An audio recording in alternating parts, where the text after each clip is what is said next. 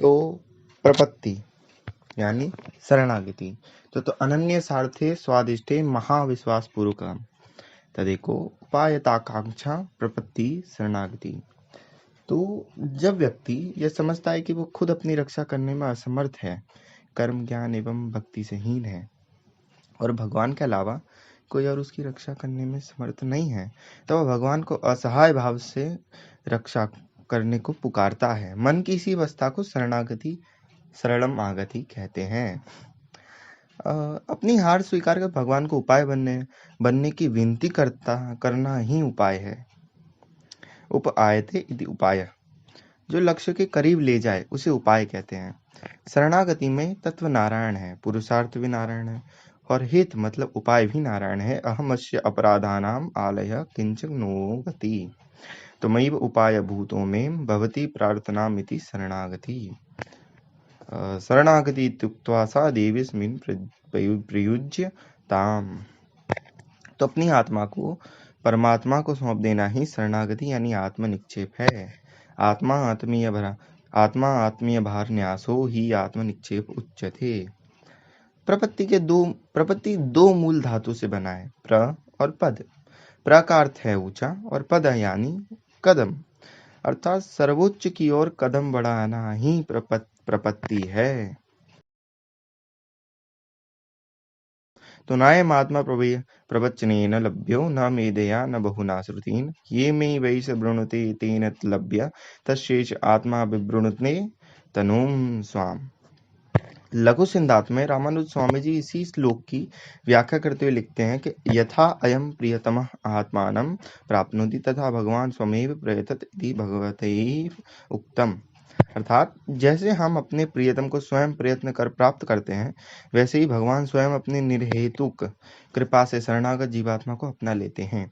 एक शरणागति को भगवत प्राप्ति हेतु अपनी ओर से कोई प्रयत्न नहीं करना चाहिए, क्योंकि ऐसा करना भगवान की निर्हेतुक कृपा में बाधा होगा। जो सृष्टि के आरंभ में ब्रह्मा को उत्पन्न करता है और जो उसके लिए वेदों को प्रवृत्त करता है, अपनी बुद्धि को प्रकाशित करने वाले उस देव की मैं मुमुक्षु शरण ग्रहण करता हूँ।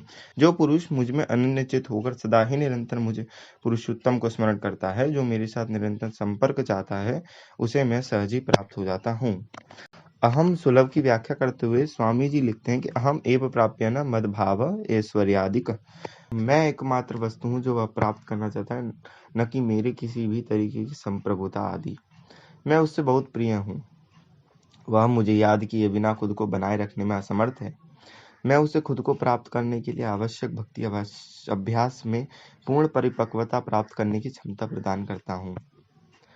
तात्पर्य चंद्रिका में स्वामी वेदांत देशिका अहमेव शब्द की व्याख्या करते हुए लिखते हैं कि परम कारुणी कस्य ममैव अयम भर इति अभिप्रायः। जब विभीषण अपना सब कुछ त्याग कर भगवान की शरण में आते हैं, तो भगवान ने शरणागति मार्ग की व्याख्या करते हुए कहा कि सकृदेव प्रपन्नाय तवास्मति च याचते अभयम सर्वभूतेभ्यो ददाम्य तदव्रतम मम।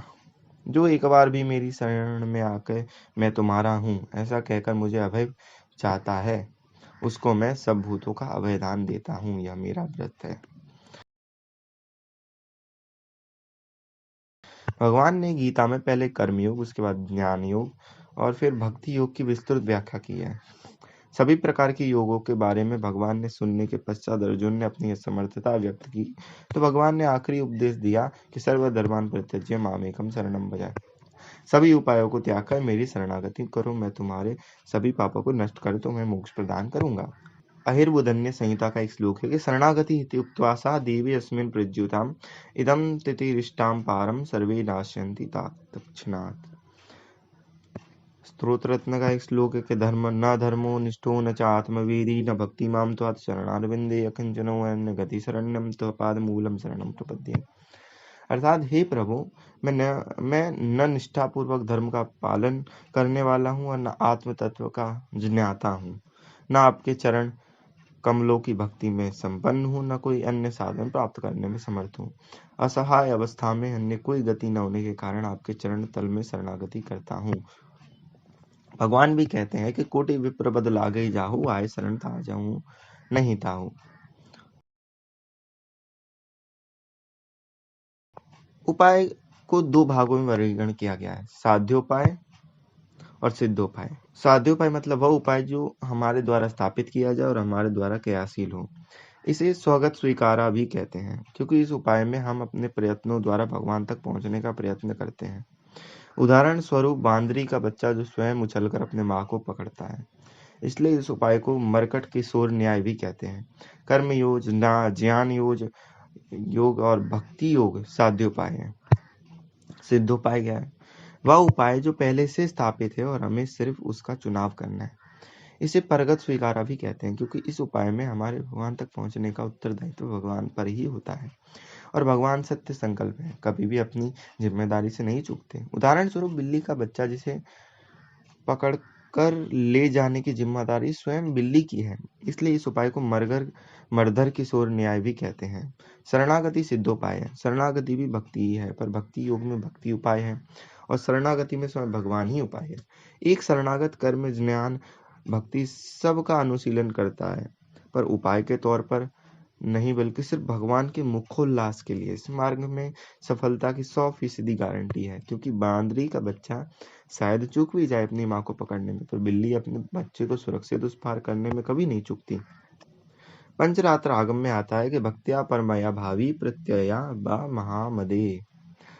भक्ति और प्रपत्ति ही केवल दो मार्ग है भगवान तक पहुंचने के। दोनों ही मार्ग के अपने फायदे और कमियां हैं। भक्ति योग के कर्म और ज्ञान योग दो अंग है। ज्ञान युक्त कर्म ही भक्ति की ओर ले जाता है। भक्ति योग में मन, बुद्धि और शरीर निर्बंध भगवान की ओर होने चाहिए। अनन्य चिंतयतो माम संततम कीर्तयन्तो माम। प्रपत्ति मार्ग की सबसे बड़ी परेशानी यह है कि मानसिक रूप से एक शरणागत के ढांचे में ढलना मुश्किल है, और दूसरा यह कि हमें शरण यानी भगवान के प्रति यह अटूट श्रद्धा होनी चाहिए कि वो अवश्य हमारी रक्षा करेंगे। लेकिन एक बार शरणागत होने के बाद आगे का मार्ग अत्यंत सुगम हो जाता है। उदाहरण स्वरूप छत पे जाने के दो उपाय हैं, एक तो सीढ़ियों के द्वारा और दूसरा लिफ्ट से। सीढ़ी से चढ़ना साध्य उपाय, क्योंकि व्यक्ति को अपने सामर्थ्य पर भरोसा है।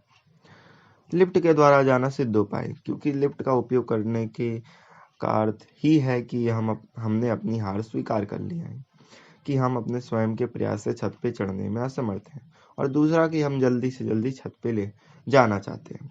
इस उदाहरण से लिफ्ट भगवान है और लिफ्ट मैन गुरु। हमें लिफ्ट और लिफ्ट मैन पर पूर्ण विश्वास होने की जरूरत है, अन्यथा शरणम नास्ति त्वमेव शरणम मम तस्मात् कारुण्य भावेन रक्ष रक्ष परमेश्वर। यूं तो सभी तरह से अयोग्य होना ही सबसे बड़ी योग्यता है। प्रपत्ति में फिर भी आचार्य कुछ पूर्वापेक्षा बताते हैं कि अनन्य स्वार्थ स्वादिष्टे महाविश्वास पूर्वकम तदेको उपायताकांक्षा प्रपत्ति शरणागति। स्वादिष्टे अनन्य स्वार्थे यानी निराश्रयता, आकिंचनियम मतलब शरणागति अहंकार, ममत्व और स्वातंत्र्य का त्याग है। इस दुनिया में कोई भी व्यक्ति अपनी हार स्वीकार करने को तैयार नहीं है। हर व्यक्ति अपने अपने अलग अलग प्रकार के अभिमान के साथ जी रहा है। अहंकार त्याग करने की मुश्किल के कारण ही शरणागति मुश्किल दृष्टिगोचर होती है। हमें यह स्मरण रखना चाहिए कि सर्वोत्तम तत्व क्या है, सर्वोत्तम पुरुषार्थ क्या है और उसका उपाय क्या है। अगर मैं अपने प्रयासों से मोक्ष प्राप्त करने में सक्षम होता तो कई हजार वर्ष पहले ही कर चुका होता। आकंचनीयम का अर्थ है कि अपने आप को कर्म, ज्ञान और भक्ति से हीन समझना और पछताते हुए भगवान से उपाय बनने की प्रार्थना करना। हे श्रीमन नारायण, मैं सभी साधनों से हीन हूँ, पर मैं आपके दिव्य धाम में आपके नित्य कैंकर्य की प्रार्थना करता हूँ। कृपया अपने अहेतु की कृपा से मुझे मोक्ष प्रदान करें। अनन्य गतित्वम, इस बात का पूर्ण विश्वास कि भगवान के अलावा कोई और हमारी मदद नहीं कर सकता। लोकाचार्य स्वामी बताते हैं कि यदि पिता रक्षक हो तो हिरण्यकश्यपु ने प्रहलाद की रक्षा की होती, यदि माता रक्षक होती तो कैकेयी ने भरत की रक्षा की होती, यदि भाई रक्षक होता तो रावण ने विभीषण की रक्षा की होती, यदि पति रक्षक होता तो द्रौपदी के 5 महाबली पतियों ने उनकी रक्षा की होती, यदि हम स्वयं अपने रक्षक होते तो गजराज ने ग्राह से स्वयं की रक्षा की होती। इन सभी की रक्षा श्रीमन नारायण ने ही की है, इसलिए श्रीमन नारायण ही एकमात्र रक्षक है। अन्य देवताओं के पास इस भाव से जाना कि वो हमारी रक्षा करेंगे शरणागति के प्रतिकूल है। शिव, इंद्र, देवता स्वयं संसार मंडल में फंसे हैं, अपनी रक्षा के लिए श्रीमन नारायण पर आश्रित हैं। महाविश्वास, श्रीमन नारायण पर यह पूर्ण विश्वास कि वो अवश्य ही हमारी रक्षा करेंगे। अगर महाविश्वास न हो तो फिर शरणागति का अर्थ क्या? उपजय राम चरण विश्वासा भवनिधि तरह न विनय। नर्विनहि प्रयासं संसारकूपे पतितो त्यागादे मोहान्धपूर्णे विषयावितप्ते करावलंबम मम देहि विष्णु गोविंद दामोदर माधवेति। मतलब हे गोविंद दामोदर माधव, मैं मोह रूपी अंधकार से व्याप्त और समस्त विषयों की ज्वाला दावाग्नि से संतप्त इस संसार रूपी गहरे कुएं में पड़ा हूँ। हे विष्णु, आप मेरा हाथ पकड़कर इस कुएं से बाहर निकालिए। मुझे अपने हाथ का सहारा दीजिए, मैं अपने प्रयत्न से बाहर नहीं निकल सकता। कि भगवान हमेशा ही हमारे उपाय बनने को उत्सुक रहते हैं, पर हमें अपने बल, बुद्धि और सामर्थ्य पर यकीन होता है। हम भगवान से पृथक हो हम भगवान से पृथक हो इस संसार का आनंद लेना चाहते हैं, इसलिए भगवान हमारे उपाय नहीं बनते। जब तक हम अपनी हार स्वीकार कर भगवान से असहाय अवस्था में प्रार्थना नहीं करेंगे, तब तक भगवान हमारे उपाय कैसे बन सकते हैं। गजेंद्र और द्रौपदी के संकट में भी भगवान ने तब तक उपाय बनना स्वीकार नहीं किया जब तक उन्होंने शरणागति नहीं की। नारायण अखिल गुरु भगवान नमस्ते।